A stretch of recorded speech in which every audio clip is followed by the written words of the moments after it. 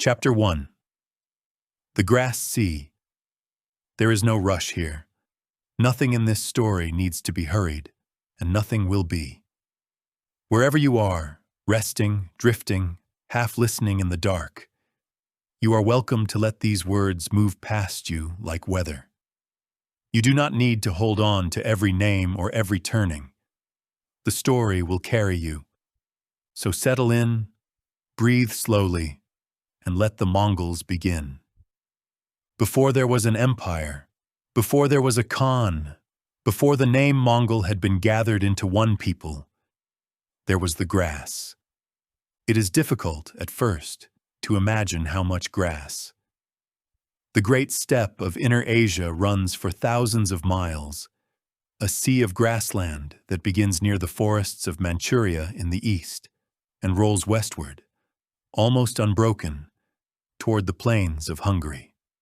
In its heart lies the high country we now call Mongolia, a plateau lifted nearly a mile into the sky, rimmed by mountains, floored with grass, and roofed by one of the largest, clearest skies on Earth. Travelers who cross it, even today, tend to reach for the same word. They call it a sea. The grass moves the way water moves. Wind arrives from far off, visible long before it is felt, a silver shiver running across the slopes, and then it passes over you and continues on toward a horizon that never seems to come closer. There are almost no trees. There are almost no walls. In every direction, the land simply continues, fold after fold, until it dissolves into sky. The steppe is a hard country. That is the first thing to understand about it. Winters there are among the longest and coldest of any inhabited grassland in the world. For months, the temperature stays far below freezing, and the wind, with nothing to slow it, crosses hundreds of miles of open country before it reaches you. Summers are short and bright and generous, but they are a loan, not a gift, and the land always collects. Rain is scarce, the soil is thin. Across much of this open country, almost nothing that a farmer would recognize as a stable living can be made. And yet the steppe is not empty. It has never been empty. It is grass, and grass feeds animals, and animals feed people. And so, for thousands of years, human beings have lived on this sea the only way it can be lived on, by moving. We may picture a single camp, somewhere in that immensity, and follow it through one turning of the year. It is spring, and the camp sits in a sheltered valley where a river, freed from ice only weeks ago, runs quick and cold over pale stones. There are a handful of round white tents, the felt dwellings the Mongols call jers, and around them, spreading up the valley sides, the animals, sheep and goats in their gray and white drifts, a scattering of cattle, two humped camels standing patient as furniture, and everywhere, moving through it all like a current, the horses. The mares are foaling now. In the soft light of an early morning, a herder walks out among them, breath steaming, and finds a new foal already standing, absurd on its long legs, leaning against its mother's flank.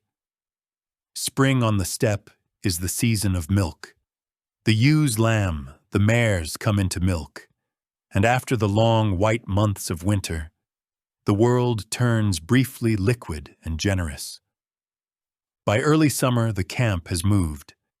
Everything it is, the tents, the hearths, the bedding, the stores, has been folded, bundled, loaded onto carts and camels, and carried to higher ground, where the summer grass comes in thick, and the animals can put on the fat that will carry them through the dark of the year. Summer is the gathering season. The days are long. Milk is everywhere, drunk fresh, dried into hard curds that will keep for months, and fermented in great leather sacks by the door of every ger into erag, the lightly sparkling mare's milk drink that is offered to every guest. Autumn is the working season, urgent and golden. The animals are at their heaviest, and now come the tasks that cannot wait. Wool to shear and beat into felt, meat to dry, hay to cut in the few wet meadows where it grows. The camp moves again, drifting back down toward the sheltered country. Everyone can feel the year tilting. And then winter closes over the steppe like a white lid, and the whole of life contracts to the space around the fire. For months the camp barely moves. The animals dig through snow for the cured autumn grass beneath. The people live close, inside the felt walls, in the circle of warmth around the hearth, while outside the wind crosses the empty miles, and the cold deepens until iron aches to the touch. A bad winter, and the steppe's memory is full of them, can kill half a family's herd in a single season, and with the herd, the family's whole wealth and safety. We may stay a moment longer in that winter, because the steppe's whole character lives in it. Picture the ger at night, in the deep of the cold season. Outside, the temperature has fallen so far that the snow no longer softens underfoot, but squeaks, dry as sand, and the stars have the hard, close brilliance they only take on in extreme cold. The whole sky down almost to the grass, the river of the Milky Way running over the smoke hole. There is no other light anywhere, not a lamp, not a window, not a fire in any direction, for miles. Inside, the world is the size of one round room. The fire mutters in the center. The felt walls, 3 layers thick now for winter, hold the warmth in a soft dome, and the household sleeps in its ordained places around the edge. The old people nearest the warmth, the children burrowed together under sheepskins, the dogs by the door. Every so often the wind leans on the tent, and the whole structure creaks and holds. The lattice flexing the way a ship's hull flexes, built for exactly this. Sometime in the smallest hours, someone must rise, pull on the great sheepskin coat that stands almost by itself, and go out to the animals. The cold outside takes the breath like water. The horses stand in a close-packed group, rumps to the wind, frost furring their long winter coats, and the herder walks the edge of the herd once, counting shapes in the starlight, listening. Then back inside, the door flap sealed, boots off, the fire fed one more piece of dry dung fuel, and sleep again in the warm dark while the wind goes on crossing the empty miles overhead. Months of this. Nothing happening in the way chronicles count happening, and everything happening, because this is the test the steppe sets every year, and every year some households pass it and some do not. Then the ice on the river cracks. The first green blurs the south-facing slopes, and it begins again. The steppe rewards those who move. That is the whole of its law. This turning wheel, spring birth, summer plenty, autumn labor, winter endurance, is the deep engine underneath everything that will happen in this story. Empires will rise out of this rhythm, but the rhythm came first, and it will outlast them all. 2 more things belong to this opening picture, because they will ride with us through every chapter to come. The first is the horse. It is almost impossible to overstate what the horse meant on the steppe. The horses of Mongolia are small, shaggy, and astonishingly hardy, able to live outdoors through the terrible winters, to find their own food under the snow, to carry a rider across distances that would break larger and more delicate breeds. Children of the steppe learn to ride almost as soon as they learn to walk. There are old accounts of toddlers tied into the saddle before they could manage it alone. A herder's day was spent on horseback. Distances that would take a walker a week collapsed, for a rider with spare mounts, into a day or two. On the steppe, the horse was not a possession. It was closer to a condition of life, transport and wealth, milk and meat in the hardest times, companion and measure of a person's worth. When the people of this land finally moved out into the wider world, they would go on horseback, and the world would remember the sound. The second is the sky. Stand anywhere on the high steppe, and the sky takes up most of what you see. It is famously blue, a deep, saturated, high-altitude blue, and famously vast, and the people who lived beneath it made it the center of their understanding of the world. In the belief of the steppe peoples, the sky itself was the highest power. Tengri, the eternal blue sky, endless, watchful, and just.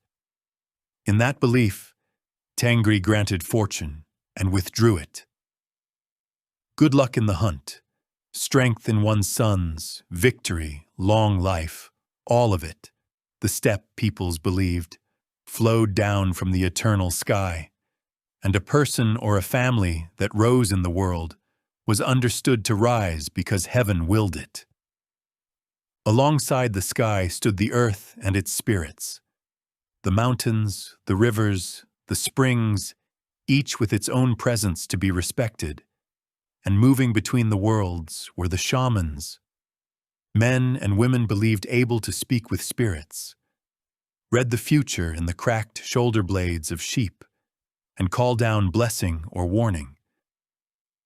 We should be careful here, and we will be careful throughout this story. Much of what we know about the oldest beliefs of the steppe comes from later sources, written down after everything had changed. But the outline is clear enough, and one part of it matters enormously for everything to come. On the steppe, power was understood as a grant from heaven. A leader did not simply seize fortune. In the eyes of his people, he was given it. And what heaven gave, heaven could be seen to give in victories, in survival, in the loyalty of others. Hold that thought lightly. It will return. And hold the images too, because they are the ones we will travel with. The grass sea running to the horizon, the horse moving through it, the sky above enormous and blue, and the gyre with its fire, the round felt tent, the hearth at its center, the small human warmth in all that space. For now, there is no empire anywhere in sight. There is only the land, breathing through its seasons and scattered across it, in camps of a few families each, a people the world has not yet heard of. To understand what they will become, we first need to understand how they lived, and that is where we go next. Inside the felt walls. Chapter 2. The people of the felt walls. If you had crossed the Mongolian plateau in the generations before this story's central figure was born, say, roughly 900 years ago, you would have found no cities, no roads, no fields, and no single people ruling the grass. What you would have found, scattered thinly across that enormous country, were camps. A camp might be 5 jurs or 15. Round tents of white felt stretched over light wooden lattice frames, each with a single low door facing south, away from the north wind, and a smoke hole at the crown where the stovepipe or the open hearth smoke escaped. Around the camp, always, the animals, the 5 kinds of herd the steppe peoples counted their wealth in. Horses, cattle, camels, sheep, and goats, and around the animals, nothing. Grass to the skyline. The next camp might be half a day's ride away, or 3. The gyre deserves a moment of its own, because it is one of the quiet masterpieces of human design, and because everything about steppe life is folded into it. We may picture the making of one, or rather, the making of the felt that is its skin. For the frame lasts generations, but the felt must be renewed. It happens in autumn after the shearing. The wool is heaped on the grass and beaten with long sticks until it loosens and lofts. And the older people say the sound of felt beating is the sound of autumn itself. Then the wool is spread in thick layers on a mother sheet of old felt, sprinkled with water, rolled up around a pole into a great soft cylinder, wrapped in hides, and dragged behind a horse, back and forth across the grass, all day, until pressure and moisture and motion have matted the loose wool into dense, weatherproof cloth. No loom, no nails. The steppe's own animals, water, and movement, pressed into a fabric that keeps out a winter that can kill. A jeer of such felt could be warm at 40 degrees below zero, cool in the summer glare, taken down in an hour, loaded on 2 camels, and raised again by evening somewhere better. The household did not live in a place. It lived in the jeer, and the jeer moved. Inside, the world had a fixed shape, wherever the tent happened to stand. The hearth in the center, the fire that was the household's living heart, never to be stepped over, never to be defiled. For in the belief of the steppe, the hearth fire carried the family's fortune and stood under the protection of its own spirits. The rear of the tent, facing the door, was the place of honor. The west side belonged to the men and their gear, the east to the women, the cooking, the stores. And this geography traveled with the family across hundreds of miles, so that a herder could walk into any jeer on the steppe, from the Altai to the Chinggis ranges, and know exactly where he stood. That sameness mattered. On the grass sea, where nothing else held still, custom was architecture. And because the household lived in motion, the finest thing to watch in this whole world, the steppe's own quiet pageant, was moving day. We may imagine one. It begins before dawn, in the blue hour, with the fires built up and the tea boiling, because everyone will need warmth in them for the work ahead. Then the jeers come down. The felt is unlashed and rolled. The lattice walls fold flat like great fans.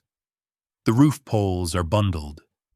The whole architecture of a family's life becomes, in less time than it takes to tell it, a set of neat loads. The carts are brought up, high-wheeled wooden groaning things, and the camels kneel, complaining musically, to take the heaviest bundles, the hearth irons, the chests, the rolled bedding, the folded home. By full light, the caravan is moving. It is longer than you might expect, and slower, and it has an order as fixed as the jeer's interior. The herds flowing ahead and alongside in their separate rivers, horses ranging widest, sheep and goats in their dense gray mass, cattle plodding at the pace that sets the pace, the loaded camels swaying in their strings, and the carts creaking in a line. Very often with a woman of the household driving the lead cart, an infant beside her. The smallest children riding atop the folded felt like sailors on a soft ship. Dogs run the flanks. Riders drift back and forth along the column, unhurried, gathering strays. The column might move 10 miles that day, or 15, across country with no road in it, reading the land instead. This slope for its early grass, that stream crossing for its firm gravel bottom, the shoulder of that hill, because the wind dies behind it in the evening. By late afternoon, the new site is chosen, a place the family may have returned to every autumn for generations. The carts circle, the camels kneel, and the home that vanished at dawn rises again by dusk. Lattice unfolded, felt lashed on, the door set facing south, and the fire carried carefully all day as live coals, waked again in its new place at the center. By dark, smoke stands over the valley, as if the camp had been there 100 years. Who then were the people inside the tents? They were households first. A family, its animals, its dependents. Households that shared blood and grazing moved together as clans, and clans understood themselves as branches of larger kin groups, tribes, each with its remembered ancestors, its territories loosely held, its old alliances and older grudges. In the country our story cares about, the tribal map was a patchwork. Mongols in the river country of the northeast, Tatars eastward toward the Chinese frontier, Karaites in the center, Naimans in the west, Merkits in the forest country to the north, and within each of these, divisions and subdivisions beyond counting. Do not try to hold the map in your mind. Nobody at the time held all of it either. What matters is the pattern, and the pattern was this. The steppe was a world of many small powers and no great one, bound together by kinship and custom, and pulled apart by scarcity and pride. Marriage stitched the patchwork together. Clans took wives from other clans, generation after generation, and a marriage was an alliance between families as much as a bond between two people, sealed with gifts of animals, negotiated sometimes years ahead, remembered for generations. A woman left her birth clan to live among her husband's people, and she carried her lineage's honor with her. And here it is worth saying something plainly, because it will matter again and again in this story. Women on the steppe carried real weight. They managed the camp and its stores, made the felt, drove the carts, often rode and shot as men did, and when a husband died, his widow could hold the household, herds, dependents, standing, together under her own hand. The wider world, when it finally met the Mongols, would be startled by their women. This story will not be. If marriage stitched the world together, the raid pulled at every seam. Wealth on the steppe walked on 4 legs, and wealth that walks can be driven away in a night. Raiding a rival's horse herd was not exactly war and not exactly crime. It was closer to the steppe's roughest sport and oldest grammar. The way standing was won, insults were answered, and poverty was escaped. A successful raid demanded a response. The response demanded another, and so feuds ran down the generations, remembered as carefully as bloodlines. Herds changed hands. So at the hard edge of this world did people. Captives taken in raids became servants and herders in their captors' camps, and the widows and children of the defeated were absorbed into the households of the victors. And yet the same world that raided by night kept, by day, one of the deepest hospitality customs anywhere on earth. A rider appearing out of the distance was not challenged at the door. He was fed. The guest was seated toward the place of honor. The erug was passed. The news was exchanged. For on the steppe a traveler was also the newspaper, and he could sleep by the fire unquestioned. Distances that vast make every household a harbor, and the custom was older than any feud. The same family might raid a stranger's herd one season and shelter a stranger absolutely the next, and see no contradiction at all, because there was none. Both were the law of the grass. It was a world without walls in every sense, no fortifications, and also very little shelter from misfortune. A family's herd could be doubled by one bold night, or erased by one bad winter, one raid, one betrayal. Fortune turned quickly, and everyone lived with that knowledge. Some households felt it more sharply than others. The steppe's freedom and the steppe's cruelty were the same fact, seen at different hours. Two more threads complete this picture of the world before our story begins. One running south, one running through every camp. The southern thread was the settled world. The steppe was never sealed. Along its southern rim lay another universe entirely, the world of walls and fields. The empires of China, with their cities of a scale no herder could easily imagine. Their silks, their grain, their iron, their tea. In the era where our story opens, northern China was ruled by the Jin dynasty, itself founded by a people from beyond the wall, and westward, along the old caravan roads, lay oasis cities strung across the deserts like beads. Steppe and settled world needed each other and feared each other. The herders wanted grain, cloth, and metal. The settled empires wanted horses and quiet on their frontiers, and they had long practiced a patient statecraft on the nomads, trading with them, paying them, honoring some chiefs, and setting them against others so that the grass would stay divided.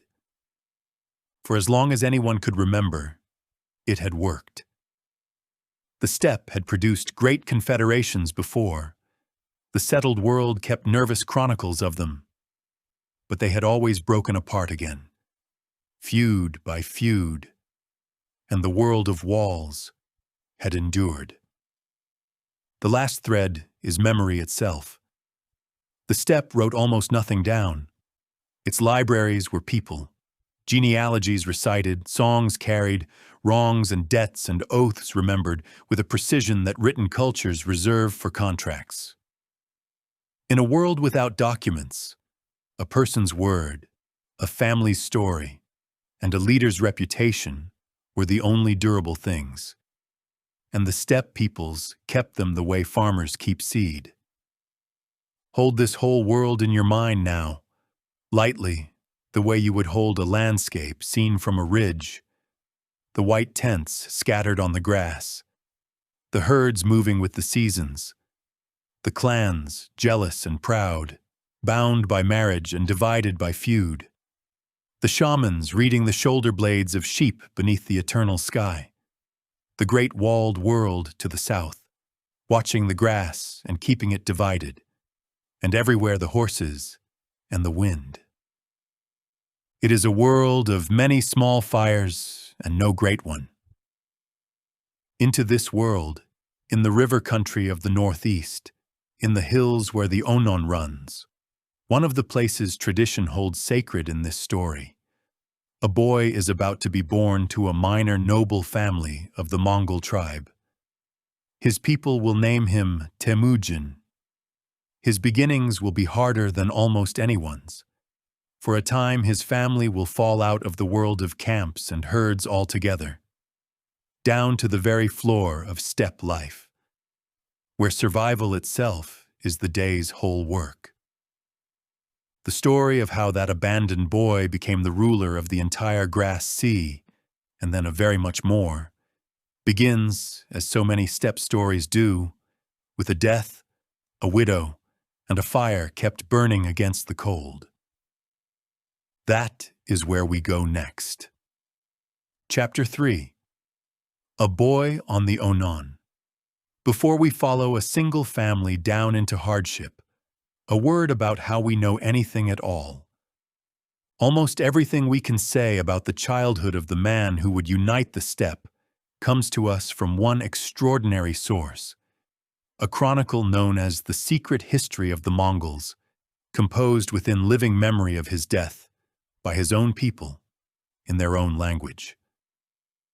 It is one of the great books of the medieval world, part royal genealogy, part epic, part unusually candid family story.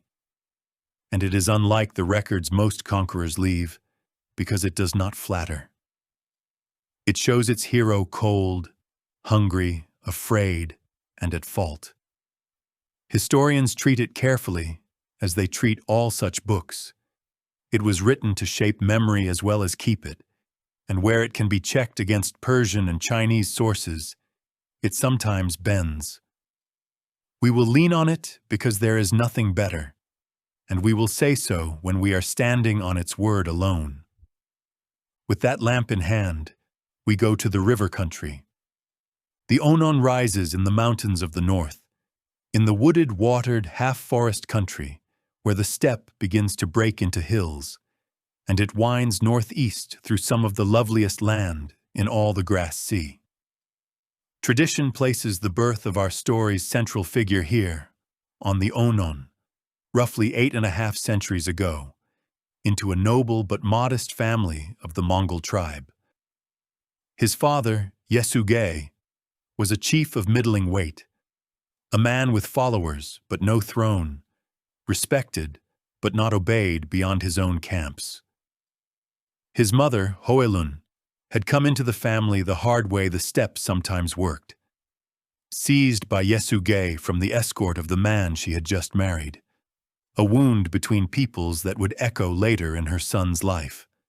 The secret history says the boy was born clutching a clot of blood in his fist the size of a knucklebone, and that the signs were read over him and a destiny seen. That is the kind of detail a chronicle adds after a man has conquered the world. We may let it stand as memory rather than fact. What we can say more plainly is that he was named Temüjin, a name connected by most scholars to the word for iron or smith, and that for the first 8 or 9 years of his life, he was simply a chief's son among chief's sons, learning to ride, to shoot, to know the country, in a camp that moved with the seasons like every other. Then Yesugei died, and the floor of the world gave way. He had been returning across the steppe, the secret history tells us, and stopped, as custom entitled a traveler to stop, at a camp of Tatars, a people he had raided and fought for years. They knew him, the chronicle says, and poisoned his food, and he reached his own tents only to die. It is a story told by his descendants about their enemies, and historians note that we cannot verify the poison. Men also simply sickened and died on the steppe. What is certain is the sequence that followed, because everything afterward turns on it. A chief's power on the grass was breath, not stone. It lived only in the loyalty of the households that followed him, and it could disperse like breath. When Yesugei died, his followers looked at what remained: a widow, another widow of the household, and a handful of children, the eldest perhaps 9, and they made the steppe's coldest calculation. In the spring, when the camps moved to new pasture, they moved without them. The secret history renders the abandonment in a single unbearable scene. The widow Hoelun seizing the banner of her dead husband and riding after the departing people, shaming some into turning back, and then, in the days that followed, watching even those melt away, until the family was alone. Alone on the steppe meant something close to a sentence of death. No herds worth the name, no men to defend what little remained, no clan at their backs, and kin, in this world, was the only wall there was. What saved them was Hoelun. The secret history gives her one of its most famous passages. The widow with her cap pulled tight and her skirts hitched up, running the riverbanks day after day, gathering wild fruit, digging roots with a sharpened juniper stick, hauling wild onions and lily bulbs out of the ground to feed her sons. The imagery is the chronicles, polished by memory. The substance is believable in every line, because it is simply what survival on the floor of steppe life looked like. The family fell out of the herding economy almost entirely, and lived for a time as the poorest people of the grass lived, on fish from the Onon, on marmots and birds and mice, on whatever the woods and the water gave. We may picture one whole day of it. Early winter, the river already fringed with ice, the larches on the slopes gone gold and bare. The single gyr, patched past its best, stands in the lee of a wooded hillside, placed for shelter now rather than pasture, because there is no herd worth pasturing. The morning begins in the dark, with the fire coaxed back from its banked coals. Fuel is the first work of every day, and the younger children are sent out for deadfall wood and dried dung along the valley floor, while their breath hangs white around them. The older boys go to the river. Where the current runs too quick to freeze, they have learned every pool, and they work them with bent pins and gorges of sharpened bone on lines of twisted hair, patient in the cold, the way only the truly hungry are patient. Upslope, snares stand along the marmot runs and the birch edges, checked morning and evening, reset, remembered. Nothing is casual. A missed snare is a missed meal, and there is no margin anywhere in this arithmetic. Holin works the banks with her juniper digging stick, prying wild onions, lily bulbs, and the last silverweed roots out of ground going iron with frost, her cap pulled tight, exactly as the chronicle paints her. By mid-afternoon, the light is already failing, and the family draws back in toward the smoke. Evening is the day's one soft hour.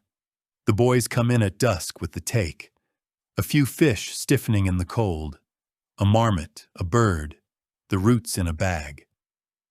Holin cooks what there is and divides it, and the dividing itself is a lesson, exact and watched.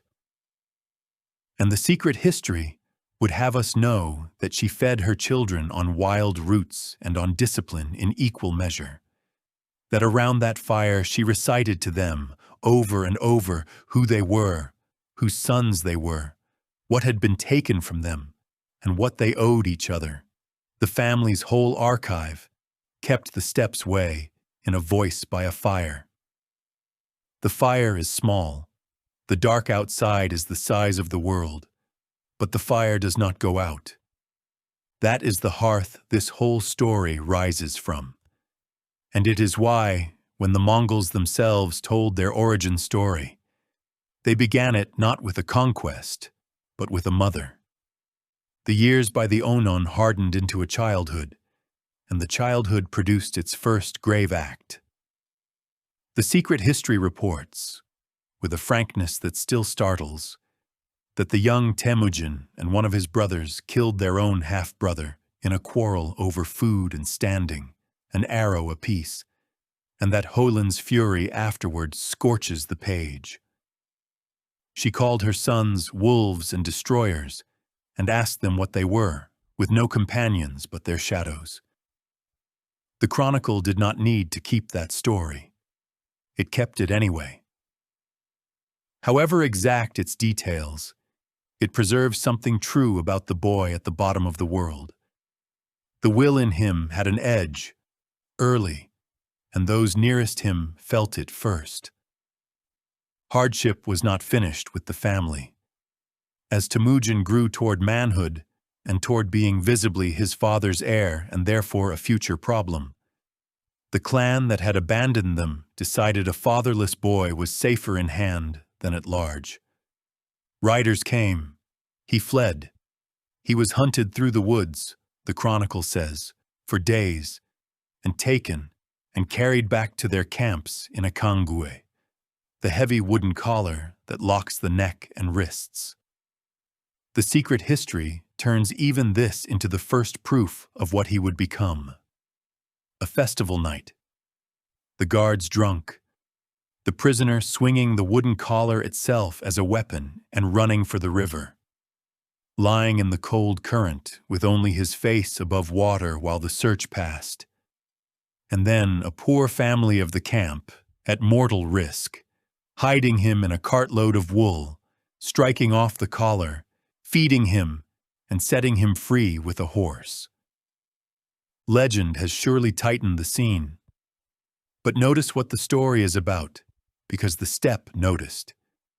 It is not about strength. It is about the thing this world prized above everything. Loyalty extended and repaid.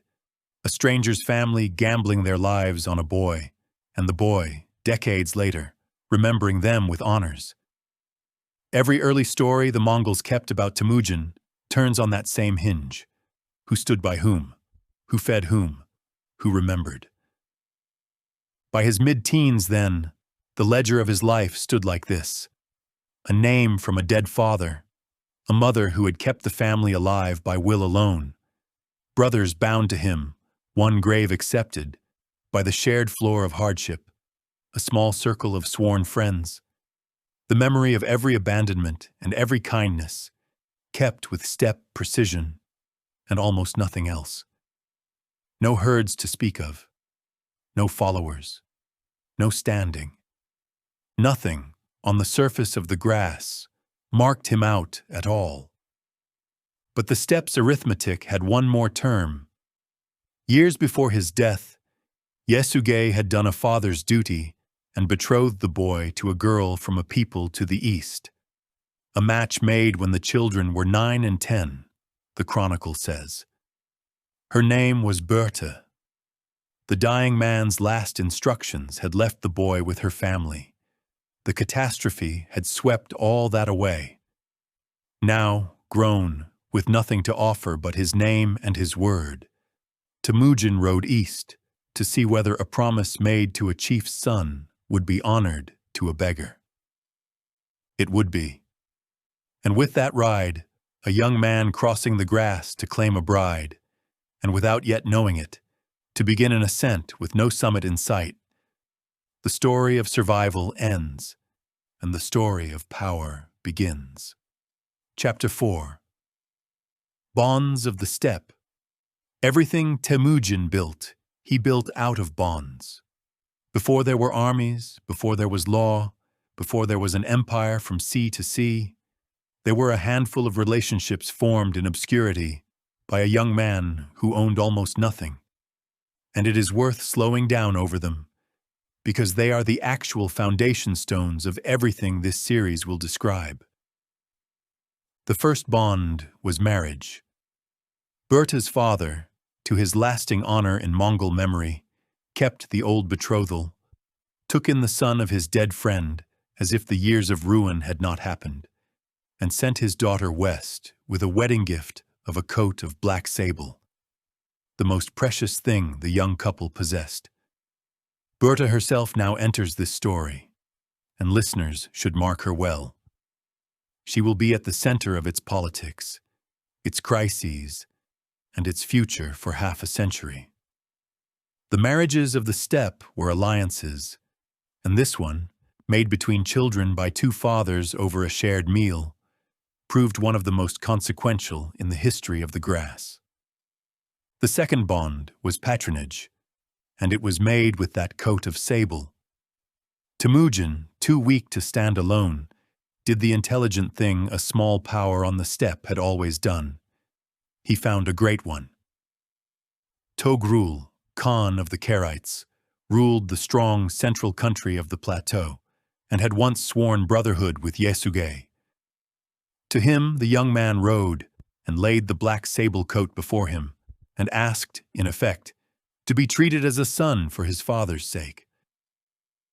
The old Khan accepted, the gift and the ask, and the young man's future service. It cost him little.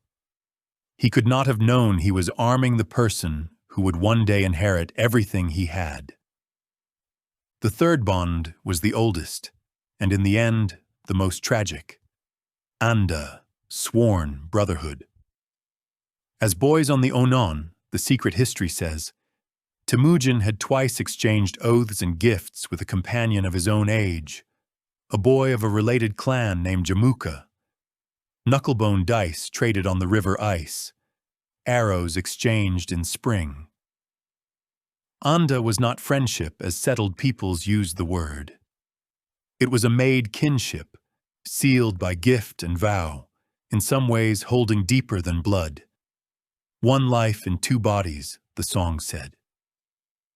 Temüjin and Jamuka will rise together, and this bond will carry them, and then it will break, and its breaking will divide the steppe.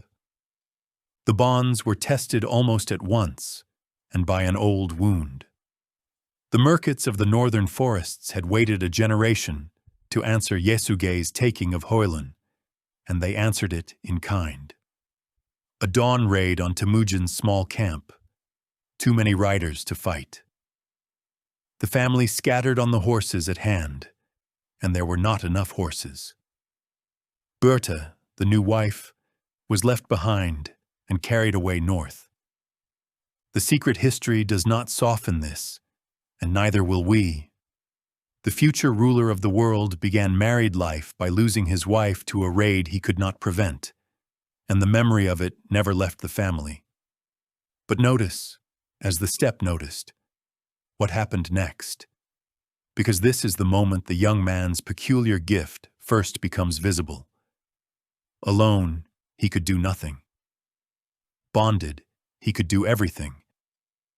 He went to Togrul, and the old Khan honored the sable coat, an army for the son of his sworn brother.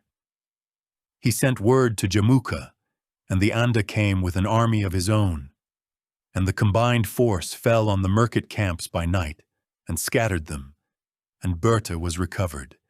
She came back carrying a child, born soon after, her first son, and the question of that son's fathering would shadow the family's politics for 40 years.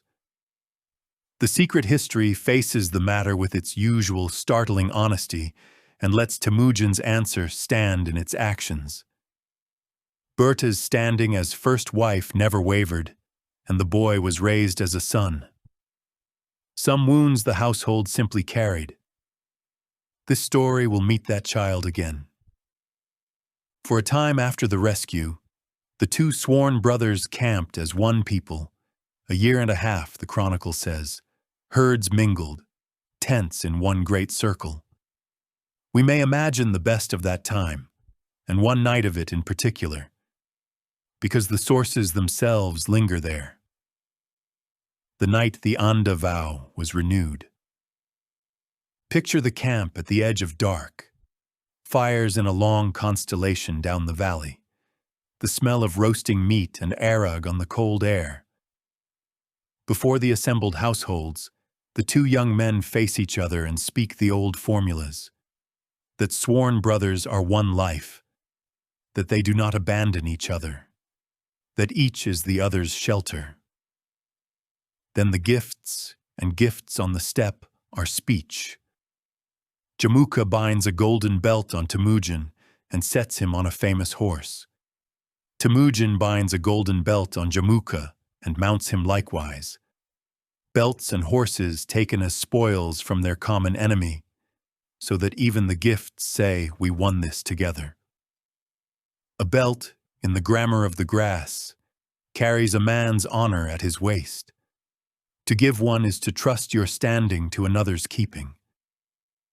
Then the feast, and it runs deep into the night. The meat passed, the drinking horns going around, the songs beginning. Long songs, steppe songs, that hold a single breath of melody over many words, about horses and rivers and the deeds of the dead. The chronicle says the two slept that night apart from all the rest, under one blanket, talking. Two men in their 20s who owned, between them, most of the eastern grass, and who each by then may already have begun to wonder privately how long the world could hold them both. The fires burn down. The great sky wheels overhead. The steppe would remember that closeness precisely because of what came after. What came after was a parting the sources render in a single cryptic scene. On a day's march, Jamuka spoke a riddling word about where to camp. By the mountain, where the horse herders would have their tents, or by the river, where the shepherds would have theirs. And Temüjin, uncertain of its meaning, consulted Berta, and on her counsel the family did not camp at all, but marched on through the night, and the two hosts came apart like water dividing around a stone. Historians have argued for centuries about what the riddle meant. What is not in doubt is the deeper cause, because everything afterward declares it. The grass was raising two sons, and the steppe had room for one. And here, in the space between those two young men, the old world and the new one face each other. So let us be plain about the difference, for it is the hinge of the whole story. Jamuka held to the steppe's ancient grammar, rank by birth, the old aristocratic families in their inherited places, the tribes as they had always been. Temüjin, the abandoned boy who owed his life to a stranger's kindness and nothing at all to the old order, began, household by household, to build something the grass had not seen. Men came to him from every tribe, often men of no name, herders, hunters, younger sons, men out of place in the old order, and he took them in and raised them strictly by loyalty and ability. A herdsman could command. A wanderer could stand at his shoulder. What he asked was not lineage, but faith kept, and what he gave back was the same, with a constancy that became his legend. Shepherds and camel boys, the secret history has him say later, would be made commanders of thousands. We may picture how it happened, one household at a time, because it happened one household at a time. A rider appears out of the distance toward evening, a man of no great clan, his family and his few animals strung out behind him, having left everything his birth assigned him on the strength of a rumor, that in that camp, what a man did counted for more than what his grandfather had been. He is met, questioned, fed, as custom requires, and then, days or weeks later, he is given work, and the work is watched, and if the work is good, more follows, and the man who arrived with nothing finds that here, uniquely on all the grass, nothing is not a sentence. Multiply that rider by hundreds, then by thousands, over 20 years, and you have the actual mechanism of the rise. Word of that travels fast in a world where word is the only news. The camps that gathered to Temüjin grew, year on year, and the choosing hardened into war. The long, seesawing struggle for the steppe that filled the next 2 decades. We will not march through its every campaign. The pattern matters more than the sequence. Coalitions formed against the newcomer and came apart. Old powers, the Tatars of the east, the proud Naimans of the west, the Merkits of the north, were broken one by one and, in Temüjin's radical practice, not merely defeated, but dissolved. Their survivors distributed among his own people, deliberately unmaking the old tribal blocks so that nothing remained to rally to. It was ruthless, and the sources do not hide that the breaking of the Tatars, his father's killers, was carried out with a completeness that the steppe remembered with a shudder. One honest sentence is owed here and will stand for many. Temüjin's unification was not a gathering of the willing. It was made, in part, by the destruction of peoples, and the grass paid for its coming peace in advance. The 2 great bonds of his youth failed him in turn, and their failures completed his solitude at the top of the world. Old Togrul, pressed by a jealous son and by lords who saw where things were tending, turned on his foster son at last. A betrayal the secret history dresses in a false wedding invitation, and a warning carried by 2 herdsmen in the night.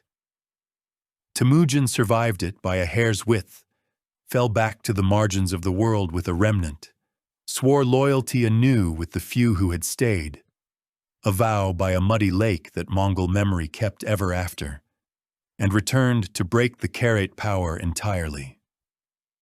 And Jamuka, who had drifted from rival to enemy to wanderer, was taken in the end by his own last companions and handed over. The chronicle gives the two sworn brothers a final scene together. The offer of renewed friendship, the refusal, Jamuka asking for a death without bloodshed, as befit a nobleman, and receiving it. The grass was raising two sons. Now it had one. The chronicle shaped that farewell as poetry, and we may let it be poetry. Under the poetry lies the plain arithmetic of those years. Every rival power of the steppe, Tatar, Karate, Naiman, Merkit, was gone, absorbed, its people redistributed into a single order bound to a single man. The feuds that had run for centuries had nothing left to feed on. For the first time in living memory, and perhaps for the first time in far longer, the whole grass sea, from the forests of the north to the desert's edge, from the Altai to the Khingan ranges, answered to one camp. All that remained was to say so, to gather the whole steppe in one place and make it law under the eternal sky. So let the camps come in, from every horizon, to a great assembly at the river Onon, where a hungry boy once fished to keep his family alive. The steppe is about to take a new name, and the world is about to learn it. Chapter 5. The Gathering of the Tribes. They came in the spring, when the grass was new. From every horizon of the steppe, in the year the settled world's calendars record as 1206, roughly 820 years ago, the camps converged on the headwaters of the Onon, the river country where a hungry boy had once fished to keep his family alive. It is the first calendar date this story has needed, and it earns its place, because the steppe itself would afterward count time from what happened there. We may picture the gathering, because the gathering is the point. For days beforehand, the land fills. Columns of carts and herds appear out of the distance from every direction at once. From the Altai in the west, from the forest margins in the north, from the desert edge in the south. Each column a people. Each people now a strand of one fabric. The valley cannot hold them. The camp spreads across the low hills like a white tide. Thousands upon thousands of jers going up in their ordained circles, until by night the fires lie over the country the way stars lie over the sky. And by day the smoke of a temporary city stands on the grass where no city has ever been. Everything the steppe has, it brings. Horse herds in their tens of thousands grazed in great rotating rings around the camp. Irog by the cartload. The smells of the gathering, wood smoke and dung smoke, roasting meat, horses, trampled spring grass, carry for miles. Old men who fought each other for decades sit at the same fires. Women who were carried between clans as brides of alliance find their birthkin camped within an hour's ride. Children who will live to see this order stretch from ocean to ocean run between the tents of what is still, for a few days longer, simply the largest camp anyone has ever seen. This is a kurultai, a great assembly, the steppe's oldest political instrument, the gathering at which the powerful confer and confirm and consent. The grass had known kurultais before. It had never known one like this, at which every people of the plateau was present, because for the first time in memory there was no one left outside to stay away. At the center of it all stands the man the assembly has come to raise. He is in his middle 40s now, no longer the abandoned boy, no longer even the rising warlord, but a grave, deliberate ruler at the height of his strength, with a lifetime of the steppe's hardest lessons written into him. And the assembly does what steppe assemblies had always done for a chosen leader, but on a scale never attempted. He is lifted, tradition says, on a sheet of white felt the same felt as the walls of every ger on the grass, the fabric of the whole world's shelter, now made a throne, and raised before the people, and acclaimed. And he is given a name, not Temüjin any longer, the private name of one family's son, but a title, Chinggis Khan. Scholars have weighed the name's meaning for centuries: firm, fierce, righteous, universal. The readings vary, and we cannot be certain which the steppe heard in it. What we can be certain of is what the title did. It declared that this was not the old kind of overlordship, one strong tribe's chief collecting the submission of others. The old tribal names, Tatar, Kerit, Naiman, Merkit, and the rest of the old patchwork, did not vanish in a single morning, but their political meaning was deliberately broken and rearranged, all of them folded into a new order under a single ruling name, the name of the smallest and once weakest of them. They would all be Mongols now, the people of the felt walls, one nation of the grass. Very few political acts in history have made a new people by proclamation. This one, in the course of one spring assembly, did, and the people it made is still on the map today.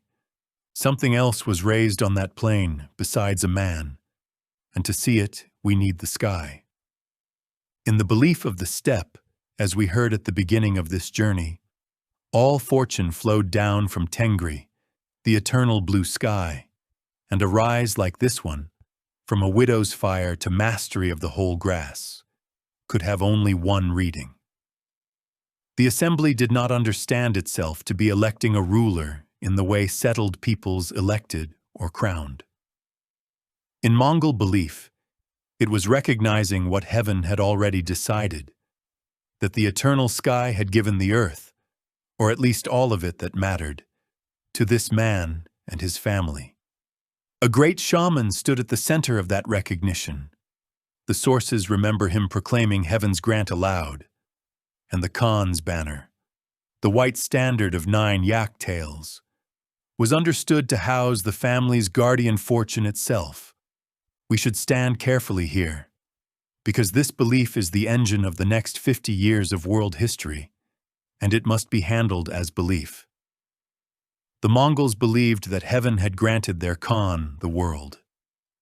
From that belief, everything else followed with a terrible simplicity.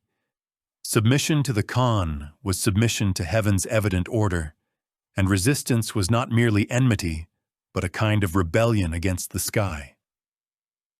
In the decades to come, letters would go out from Mongol courts to kings and popes at the far ends of the earth that said, in substance, "Heaven has given everything under it to us. How can you imagine otherwise?" The recipients thought it madness or bluster. It was neither. It was theology, the felt-walled world's deepest conviction, speaking in the only register it had. Whether heaven had truly spoken, no historian can say.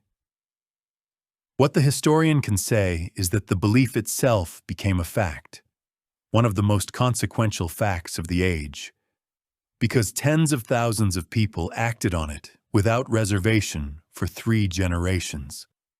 There was a quieter revolution inside the loud one, and it may matter more. The old steppe had been a world of birth, the noble clans in their inherited places, the commoners in theirs, the whole order fixed by genealogy. The man raised on the white felt had been failed by that world absolutely, abandoned by his own, saved by strangers, and the order he now proclaimed reflected it. In the days after the acclamation, the sources tell us, he stood before the assembly and paid his debts in public. The companions of the hard years, one after another, herdsmen, hunters, younger sons, men of no lineage at all, named aloud, their services from decades past recited in detail, and each given command and honor in the new order according to what he had done, not what he had been born. The steppe had never heard anything quite like it. The whole nation reorganized in an afternoon of remembered loyalty. The empire that would soon astonish the world was, at its founding, a spoken list of debts repaid. That is worth a quiet moment. Almost nothing else about what follows can be called gentle, but the root of the entire structure was a man remembering, with total precision, everyone who had ever fed him. The assembly lasted days. Feasts, games, the wrestling and racing and archery the steppe loved. Marriages contracted, the new order's commands distributed. And then, the way all camps do, it broke apart. The columns flowed back out toward every horizon. The trampled valley emptied, the grass began its repairs, and within a season, the plain by the Onon looked as it had always looked. Wind, distance, and sky. But nothing was as it had been. The world of many small fires now answered to one, and a fire that size must either burn down or spread.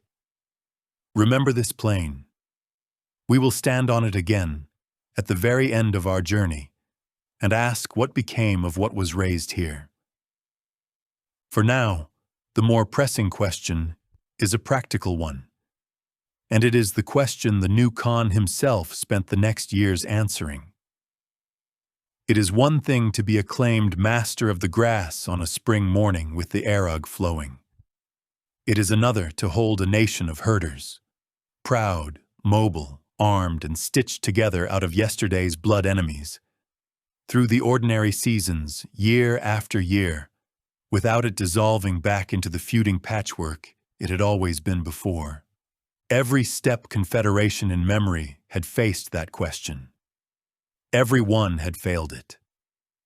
What made this one different was not the conquests to come. It was what the Khan built first, in the quiet years, the law, the army, the roads of riders, and that structure, not any battle, is the true foundation of everything this story still has to tell. So before the story leaves the grass, we will stay a while longer and watch a nation of tents become a state. Chapter 6, The Lawgiver, begin with a sound. Hoofbeats alone in the middle of nowhere. We may picture him, a single rider on the immense grass, moving at a steady, ground-eating pace, a belt of bells at his waist, or a horn at his lips so that he is heard before he is seen. He carries almost nothing. A sealed message, a tablet of authority, dried curd in a pouch. At a station, a cluster of jurs by a water source, kept for exactly this purpose, with a herd of fresh horses always grazing nearby. The bells are heard at distance. By the time he arrives, a fresh horse stands saddled. He is given food he can eat without dismounting if the message is urgent. The station master notes his passage, and he is gone again toward the next station, a long day's ride further on, where another fresh horse is already being caught. Station to station, horse to horse, rider to rider, a message could cross distances in days that a traveling party would measure in months. The Mongols called the system the yam, and in the generations after 1206, it grew until its lines of stations ran from the Pacific edge of Asia deep into Europe. But it began here, in the quiet years, on the Mongolian grass, as the new state's nervous system. The Khan's means of hearing everything and being heard everywhere. Hold that image of the lone rider. It is the truest emblem of what this chapter describes, because the thing the Mongols built in these years, the thing that actually conquered the world, was not fury, it was organization. And organization, on the steppe, meant solving one problem above all. The problem was the tribe.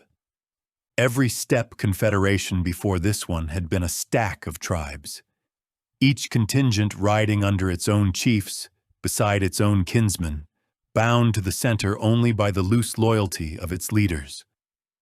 Such armies were quick to gather and quicker to dissolve. A slighted chief rode home, and a tenth of the host went with him. The Khan, who had watched exactly that happen all his life and been the victim of it, now did something radical in its simplicity. He reorganized the entire nation by number instead of by blood. Every able man belonged to a unit of 10. 10 tens made 100. 10 hundreds made 1,000. 10 thousands made the great division the Mongols called a Temüjin. And the units were deliberately mixed. Men of the old, dissolved tribes distributed among strangers. Tatar beside Karate, beside Naiman, beside Mongol, so that a man's unit was no longer his clan in arms. His 10 was his new kin. He lived with them, moved with them, and answered for them, because responsibility ran through the ranks in both directions. Commanders answerable for their men. The men of a 10 answerable for each other. With a discipline the sources describe as absolute. Desertion of one's 10. Abandonment of a comrade. Punishable at the highest severity. It sounds, told this way, like a machine, and settled observers who later met this army often reached for exactly that impression. Whole armies that moved, wheeled, dispersed, and regathered in silence, controlled at distance by flags and riders. But notice what the decimal system really was underneath. The herding life itself, given ranks. These were men who had spent their whole existence managing moving animals across open country in small, cooperating groups, reading ground and weather, enduring cold and distance as a matter of course. Every skill of the herd camp, the drive, the encirclement, the patient shepherding of thousands of beasts by a handful of riders, translated onto other terrain with almost no change. It has been observed many times, and it bears repeating gently here. The steppe had been rehearsing this army for 1,000 years. The Khan did not create its abilities. He gave them a spine. At the center of the spine stood the guard, the keshig, 10,000 men in time. The Khan's own household in arms, his bodyguard, and much more than a bodyguard. Into it, he drew the sons of his commanders from across the whole nation, an honor that was also, no one needed to say aloud, a means of keeping their fathers thoughtful. And within it, men were watched, tested, and raised. The keshig ran the Khan's camps, his herds, his correspondence. It was court, staff college, and administration in one, and out of it came the governors and generals of the coming age.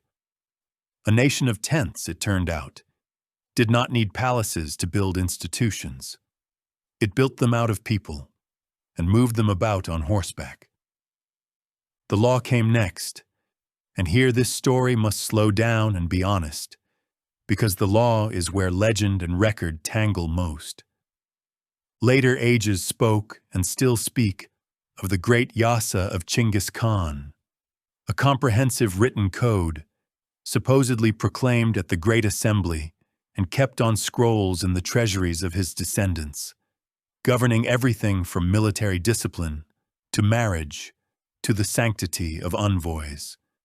The difficulty is that no text of it survives, and the fragments quoted by later writers, Persian historians, Arab chroniclers, travelers, disagree with one another, and some scholars doubt that a single fixed code ever existed at all, seeing instead a growing body of the founder's decrees, precedents, and remembered sayings, honored and invoked long after his death with the reverence settled peoples gave to Scripture.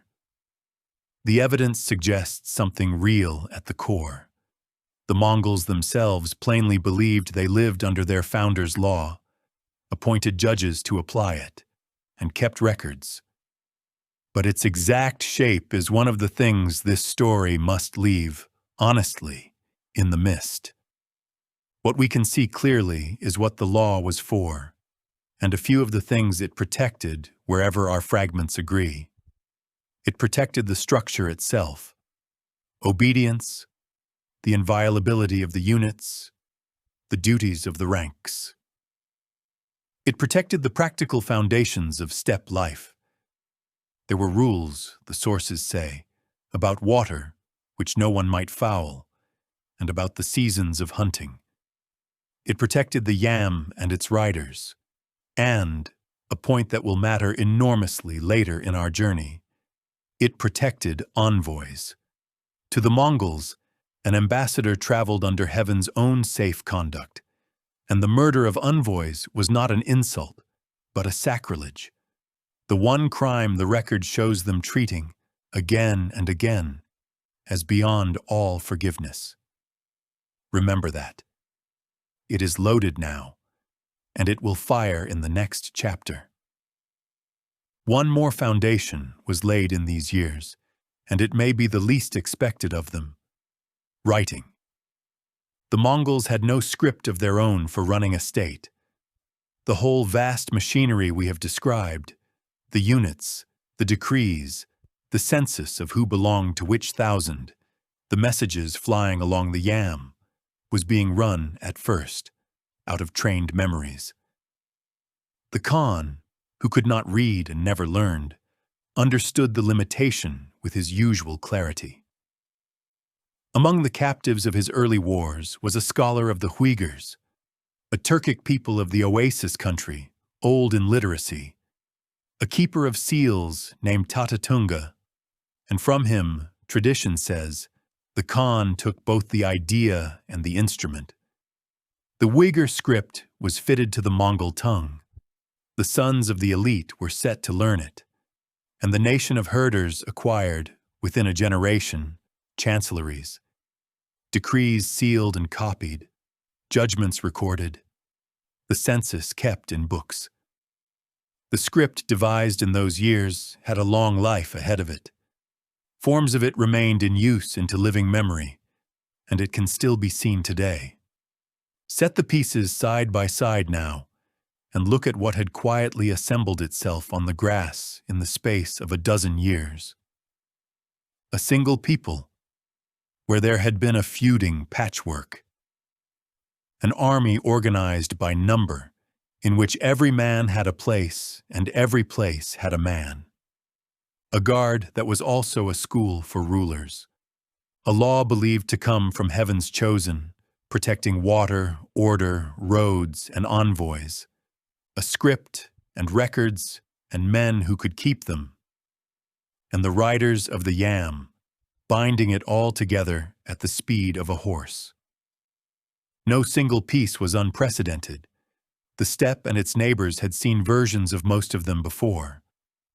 What was unprecedented was all of it at once, held in one grip, resting on the finest natural cavalry in the world, and answering to a ruler whom his people believed the eternal sky itself had chosen. Historians have often observed that the Mongol conquests are less mysterious than they look, once this structure is seen. That the astonishing thing happened here, in the organizing years, and the campaigns merely revealed it. A state, however, is an appetite as well as an order. The new nation's unity itself created a pressure the old divided steppe had never felt. Tens of thousands of soldiers to reward, commanders to enrich, loyalty to feed, and the grass, which gives grazing and horses and hardy men, gives almost nothing else. Grain, cloth, silk, iron, silver, all of it lay south, beyond the desert, behind the walls, in the hands of empires that had spent centuries keeping the steppe divided precisely against this day, and whose statecraft now had nothing left to divide. For a few years more, the world of walls went about its business, knowing of the new power on the grass, but reading it as the old story. Another nomad confederation that would raid, take its price, and fall apart the way they always had. It was the last period in which such a mistake was possible. The riders of the Yam were already carrying the Khan's eyes southward, toward the gates of the settled world. And it is toward those gates, and the watchmen standing on them, that our story now turns. Chapter 7. The Gates of the Settled World.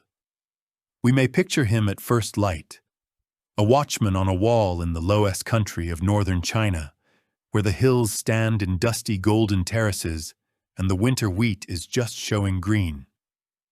The wall he stands on is old, and it is serious. Rammed earth and brick, towers at intervals, a walkway wide enough for carts, part of a system of fortifications that generations of northern dynasties have raised and repaired against the grass. Behind him lies everything the wall exists to keep. Villages and market towns, canals, granaries, roads, and beyond them cities of a size the steppe cannot imagine. Cities of hundreds of thousands, with paved streets and printing shops and restaurants, the most populous, and by many measures, the most technically accomplished civilization of its age. Before him, north and west, the farmland frays into pasture, the pasture into the dry country, and somewhere beyond the haze begins the world of tents. On this morning, there is movement out there, dust at great distance, more of it than trade explains, and the watchman, seeing it, reads it by the only book he has, the old story. The nomads are stirring again. There will be raids on the frontier prefectures. A price will be paid in burned villages and driven off herds. The court will respond with troops, or silver, or titles for cooperative chieftains. And the tide will go back out, as it has gone back out for 2,000 years. He cannot know that the book has been rewritten. Nothing on the horizon looks any different. That is the quiet terror of this moment in the world's history, and it is worth pausing in. Every institution of the settled North, the wall itself, the frontier armies, the diplomacy of divide and pay, was an answer to the steppe as it had always been. The steppe as it had always been no longer existed. The first weight of the new order fell not on the great Jin realm behind that wall, but on a smaller neighbor. The kingdom of Western Sia, a Buddhist state of the dry corridor country to the south and west of the Mongol lands, sitting astride the caravan roads, wealthy in trade and herds. The campaigns against it, beginning within a few years of the Great Assembly, were in one sense the traditional steppe pattern: pressure, plunder, the extraction of tribute and submission, and in another sense, a school. Here, for the first time, the Mongol army met walls it could not ride around, and its early attempts on them were clumsy. There is an account of an attempted diversion of a river against one city that ended with the water flooding the besiegers' own camp. The lesson was absorbed the way this army absorbed everything, and Western Sia was brought, for the time being, to terms. Tribute, a royal bride, submission. The kingdom's final and far darker reckoning was still 20 years away, and this story will keep its appointment with it.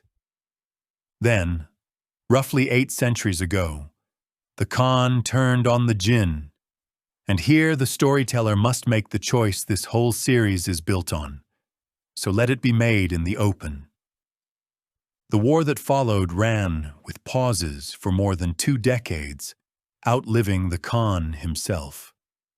Told fully, it is a chronicle of dozens of sieges, shifting fronts, defections, famines, and the slow dismemberment of a great state.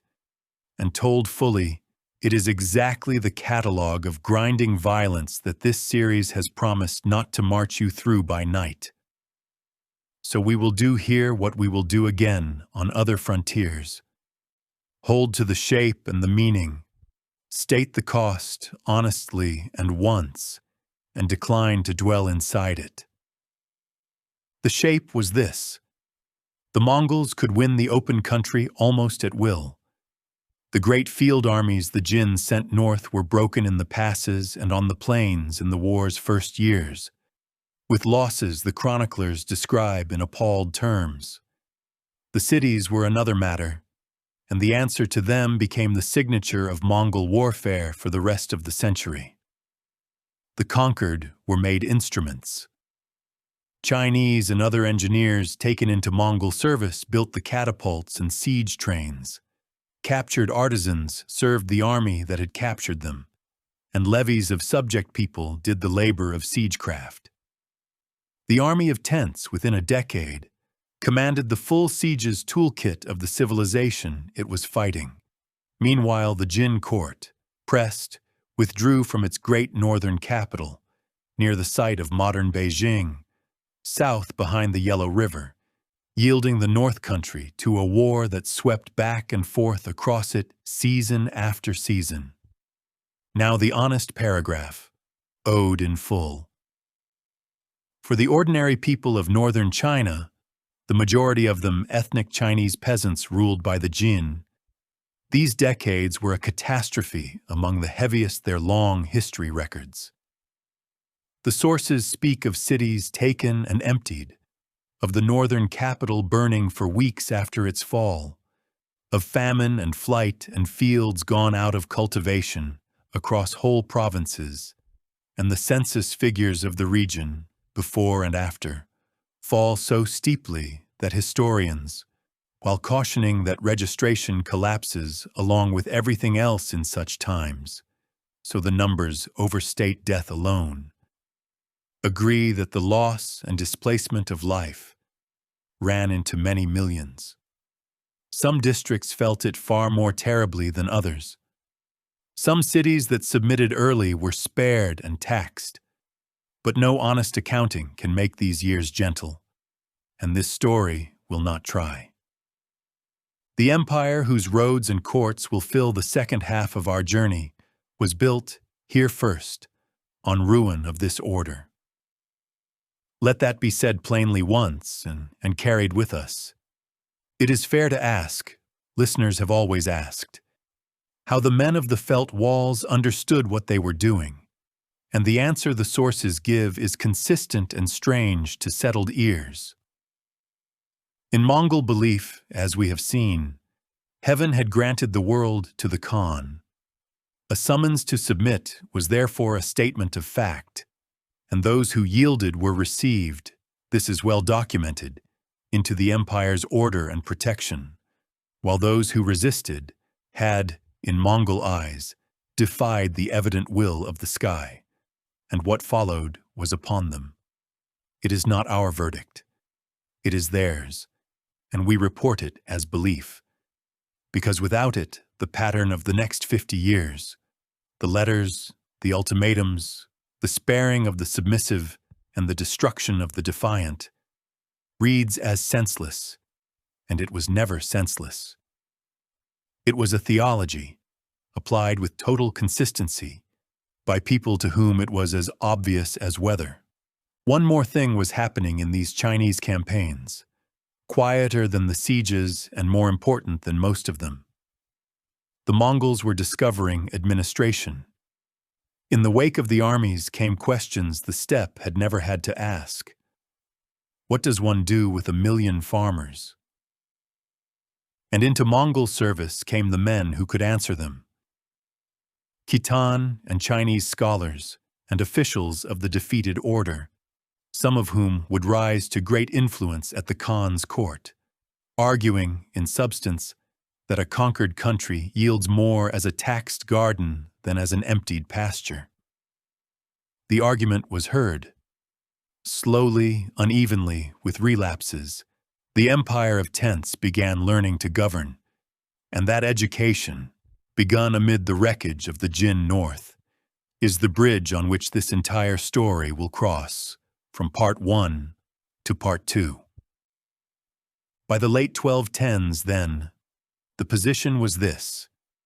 The Jin war grinding on but strategically decided Western Xia in vassalage, the eastern steppe and its forest margins under one rule from the Pacific coastlands deep into Central Asia, and the Khan, nearing 60, showing every sign of intending no further great adventures. The western reaches of his realm now touched the world of Islam. Across the deserts and mountains lay the empire of the Khwarezm Shah, master of Persia and the great oasis cities of the caravan roads, Bukhara, Samarkand, Merv, and their sisters, the jeweled heart of the Silk Roads. Toward that neighbor, the record is quite clear. The Khan's first policy was peace. The steppe's new master had conquered much of the Silk Road's eastern end. The Shah held their center. Between two such powers, trade was the obvious shared interest, and embassies passed, and the Khan is recorded addressing the Shah. The phrasing survives in the Persian historians. As a ruler, he was content to see as master of his own west, while the Mongols held the east.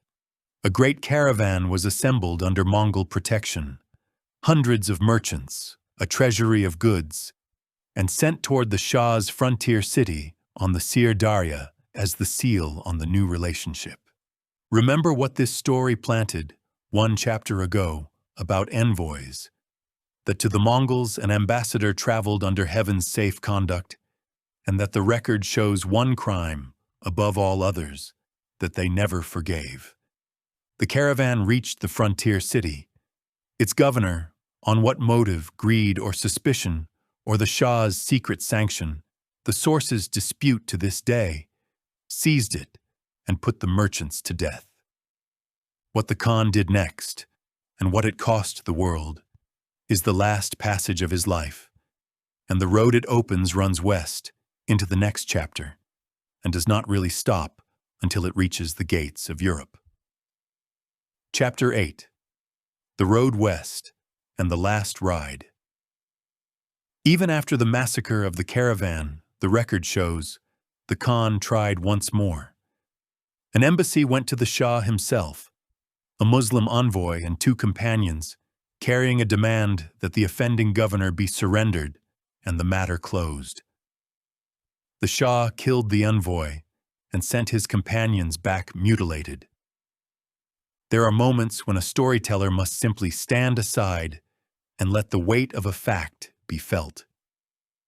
In the entire long record of the Mongol Empire, no category of offense recurs with such terrible consistency as this one, and no response was ever more certain. The Persian historians, men who served the Mongols' successors and had no reason to flatter the Shah, record the Khan's reaction in the register of scripture. He went up a mountain, they say, bared his head to the eternal sky, and prayed for strength to exact vengeance for a wrong he had not begun. That scene is theology as much as history, and we mark it as belief. What is not belief is what came down off the steppe in the year that followed. The whole assembled strength of the Mongol state, perhaps 150,000 riders with their siege trains and engineers, moving west along the caravan roads in several great columns, against an empire that on paper commanded armies as large or larger, and that dissolved, when the blow landed, with a speed that shocked the age. It dissolved because the Shah, distrusting his own commanders, had scattered his strength in garrisons and refused open battle, and because the Mongol columns moved on the oasis world, like weather from every direction at once, one column appearing out of a desert considered impassable, and because, as the first cities fell, the pattern the Mongols always offered did its work. Those that opened their gates were spared and garrisoned and taxed. Those that resisted were made examples. Bukhara, the city of scholars, fell early, and the chroniclers preserved a scene from it that rings across 8 centuries. The conqueror in the great mosque, speaking through interpreters to the terrified notables, telling them, The Persian historian Juvayni records it, that he was the punishment of God, sent upon them for their sins. Whether the words were ever spoken, or were composed afterward by men trying to fit catastrophe into a moral universe, historians cannot say. That the sentence was believed, that it became, for the Islamic world, the meaning of what had happened, is itself one of the facts of this story. Samarkand followed. The Shah fled west before his empire's fall, hunted by two Tumans across Persia, and died within the year of illness, despair, and exhaustion, the sources say, on an island in the Caspian Sea, master at the end of nothing but the clothes he lay in. His braver son fought on brilliantly and hopelessly for years in the mountains, and his resistance drew the war southward into Afghanistan and to the banks of the Indus. But the decision had fallen in the first 2 seasons. The jeweled heart of the caravan world had changed hands, and now this story owes its heaviest debt, and will pay it as it promised, plainly once and without poetry. In the region called Khorasan, the old, deep-cultured eastern province of the Persian world, today divided among Iran, Afghanistan, and Turkmenistan, the war's final phase turned from conquest to something the sources describe as annihilation. The cities of Merv and Nishapur stand for it in the world's memory, and may stand for it here. Merv, an oasis metropolis of gardens and libraries, among the great cities of the earth in its day, surrendered and was destroyed regardless, its people led out onto the plain and killed, the chroniclers say, over days. At Nishapur, where a Mongol prince, a son-in-law of the Khan, had been killed by an arrow from the walls, the reprisal was total. Tradition holds that the sack was overseen by his widow, the Khan's own daughter, and that nothing living was spared. Juvayni, the Persian historian, himself a servant of the Mongol Empire, writing a generation later with every reason to soften the record, sets down numbers of dead at these cities that run beyond 1 million at Merv alone, and historians are agreed that such figures are arithmetically impossible for the populations involved. But the same historians warn against taking comfort in that impossibility. The numbers are not statistics, they are a scream, the source's way of saying that what happened exceeded counting. And the archaeology and the after-history agree that something close to civilizational death occurred in Khorasan. Cities were unmade, irrigation systems that had taken centuries to build, and on which the desert's life depended, were wrecked and in places never restored. Juvayni wrote that even if nothing interrupted the growth of population until the end of time, it would not reach 1/10 of what it had been. That was grief speaking, not a census. It has, in the 8 centuries since, not proven entirely wrong. Some of the oasis world was spared, submitted, and recovered. Artisans by the tens of thousands were deported east into Mongol service rather than killed, which was its own kind of catastrophe and also the seed of strange exchanges to come. And within 2 generations, as we will see, the grandsons of the destroyers would be building in Persia, patronizing its poets, and being buried as Muslims. History is not a fable and does not stay in one register. But nothing in the recovery cancels what the recovery grew over, and this series, which has promised you calm, has never promised you a version of the 13th century with the graves smoothed out of it. Here, at the story's darkest mile, the honest sentence is simply this. The making of the Mongol Empire was, for the lands that resisted it, and for many that merely stood in its path, one of the great catastrophes of the human record. We set the stone down.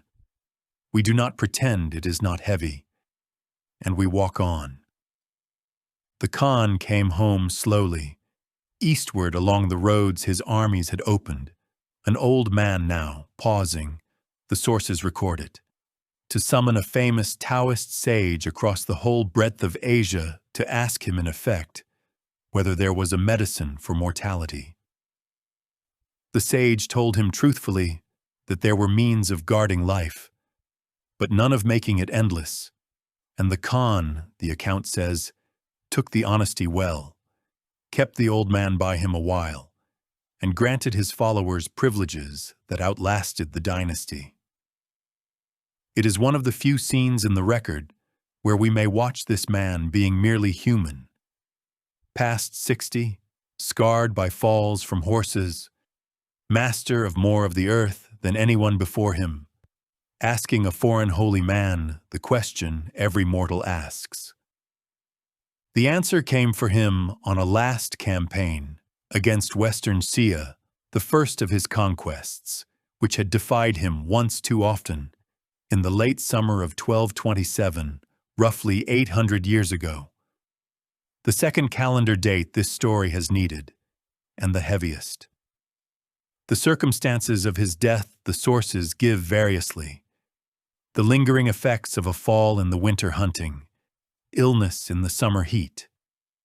The truth seems beyond recovery, and around the silence, legends crowded in later centuries, as they always crowd around such deaths. What the record does preserve is that he died in harness, an active ruler on an active front, having settled the succession beforehand on his third son, Ogedei, and, tradition adds, having left his sons a last parable about arrows.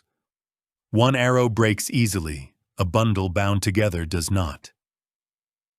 Then the steppe took him back, and we may picture the taking, for the sources give us its outline, and legend gives it its hush. A cart, moving north and east across the whole width of the country he had ruled first, out of the dry campaign country, across the desert margins, up into the grass, an escort riding in silence. The sources say the death was kept secret until the homeward road was done, as the dead Khan's own order required, so that the war behind them would not unravel. And the darker traditions say the escort killed whatever it met on the way, so that no word could outrun the cart.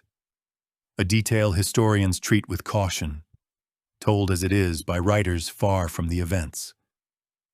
In the homeland, the mourning of a nation, and then a burial that is the steppe's last and greatest act of discretion. No tomb was raised, no marker was set. Tradition points to a sacred mountain in the old Onon River country, the same hills that sheltered him as a hunted boy, and says the grave lies somewhere on it, trampled over by horses or hidden by regrown grass, guarded for generations by a people whose office was to keep everyone away. It has never been found. Into an age that stripped and displayed the tombs of Egypt, the man who ruled more of the earth than any pharaoh vanished into his own grass like a fire going out at dawn.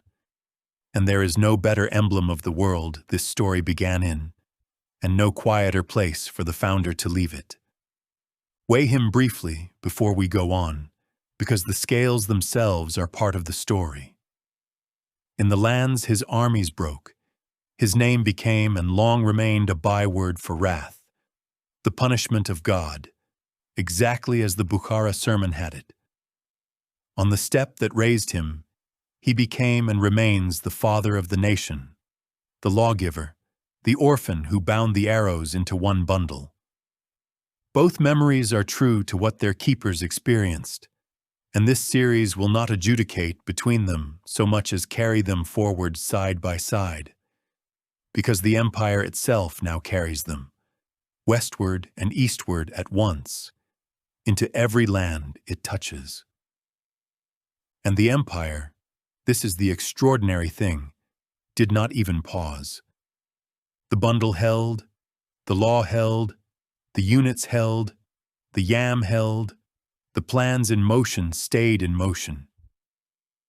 2 years after the death, the assembly gathered on the grass as the founder had ordered and raised Ogadai on the white felt, and the sons and grandsons took up the work, as though the state were a herd that had merely changed herdsmen, which, in the deepest steppe sense, is exactly what it was.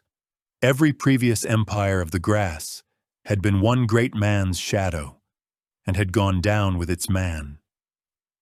This one had been built, deliberately, to survive its builder, and the proof of the whole structure is that its greatest age, the age of the world-spanning roads, the queens who ruled between the Khans, the riders on the frozen rivers of Russia, the courts of Persia and China, all of it lay ahead.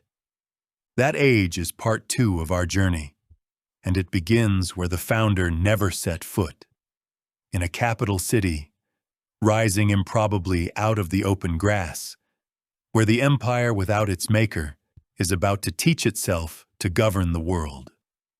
Rest here a while, at the seam of the story. The grass is quiet. The cart has passed. When you are ready, we will go to Karakoram.